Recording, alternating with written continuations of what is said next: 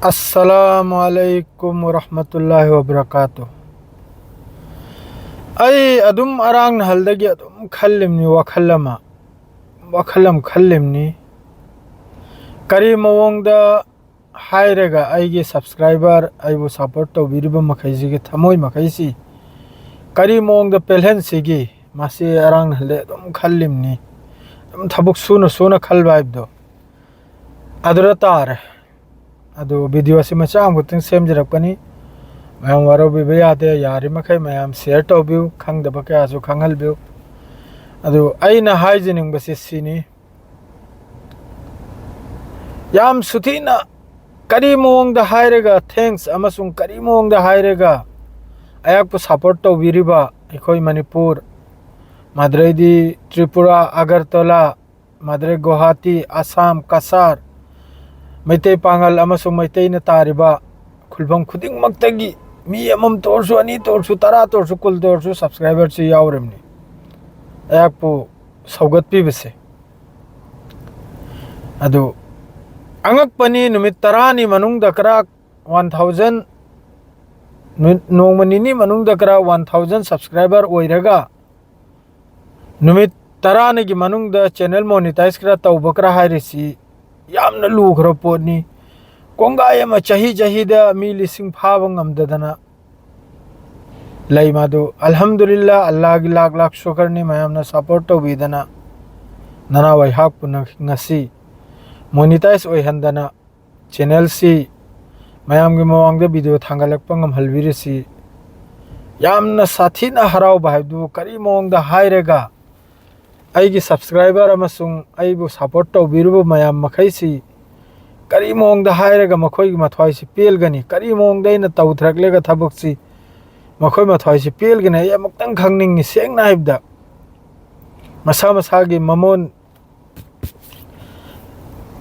थवाइगी वाफम मखैदो आई खंगनिंगी मखोय मखैना पामिसी करी पोनो पामिसी मखोय मखैना दो आइना हाइगिबले मयामदा आइगी पेमेंट लाकपगा यूट्यूब की आई अहानबदा मयाम की मतेंग की दमकता दुई पैसा पुनमक्तो आइना कथोकने आइना मादु अल्हम्दुलिल्लाह डॉलर चाम फागदौरे अल्हम्दुलिल्लाह चिंथीरो ए मयामदा फाबगा विड्रॉ तौबगा आई की तरफ तगी आइबु सपोर्ट तौबिरिबा आइगा मरी थमनरिबा व्हाट्सएप ता अमदा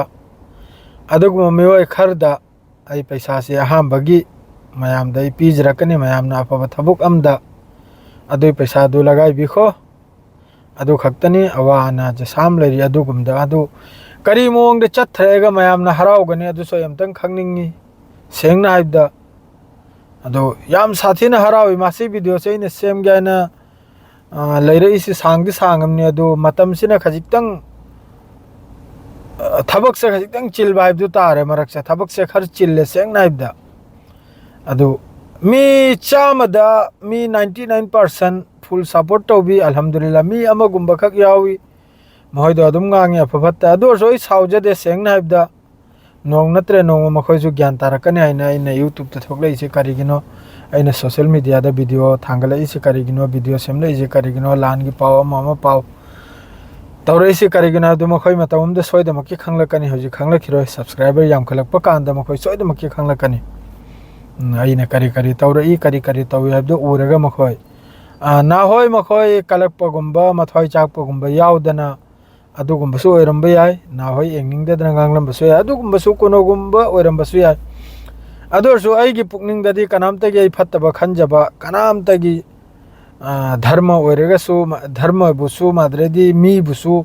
आइगी थवाइदे कनामतबोय फत्तबा कनामतौदबई कनामतबोय खंजदे पुरा सीधा साफ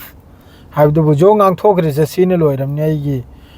कनागुंबबु एंगथीबा कनागुंबबु एंगनिंगदबा कनागुंबबु हिंसा तौबा अदुगी कनोमदु याओंदे सुबलै लेते सेंगना हाइबदा आई हाइबु इचम जमना अदुम नालब हराव कुमैगुमना वीडियो खर सेमेगा अदुम पाव खर आइसु पारगा अदुम मयामदा खंगहनजरै दुनी असल मेन मुद्दा हाइबु आइबु सपोर्ट तौबिखिबा हप्ता तरानी मनुंगदा चैनल अमा डिमोनेटाइज तौखिबै मतुंगदा अमक्के चैनल अमा हांगबगा हप्ता अमा नुमित 3-4 निगी मनुंगदा मोनेटाइज तौहलबग्रा हारसी यामना लुखरो पोटनी सी मयामना याम साथीना नुंगसिबिदना मासेगुम्बा थबुक से तौबीखिमनि यामना हराउजे अदु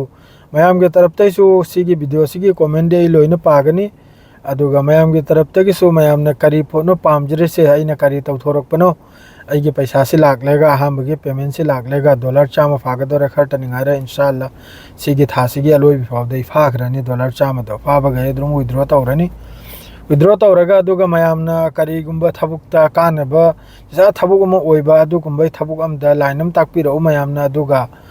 अदुइ पैसा दे अदुम आई तौजरके दुनिया इन हाइजनिंगिसे अदुरै हेलबदि आई अदुरै हेलबा हाइबदि अदुरै हेलबसु तौनिंगे अदु मथंग मथंग अदुम तौरकनी इंशाल्लाह अल्लाह ना ngमहलबसु ओइसनु अल्लाह ना हेंग फावबा मादु अहामबगे सिरि मयामना डॉलर चामसिना इंडिया के लुपा लिसिंग निपाल मखाई मापलम थोई मादु अहामबाई आई तरफ ते मयामदा अदु आइना सिन्ननी मादु मयामना कम तौनी अफो थबोम द लगा बिको अदु खक्तनी अदु सिगी वीडियो से मयाम तरा सु खंगनबा शेयर तो बिको अदुगा मयाम दसु संदोक बिको अदु खक्तनी तो नहीं गिदि सिरलो इजरा अस्सलाम वालेकुम।